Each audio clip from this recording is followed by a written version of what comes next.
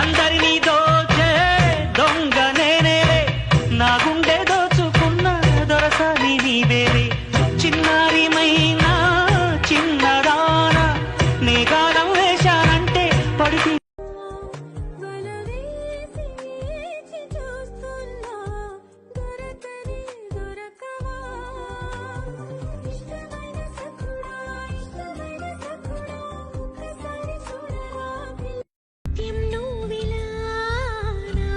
చూడటం ఎంతో వింతగా ఉంది అనుభవం. చూపులే నా ఊపిరి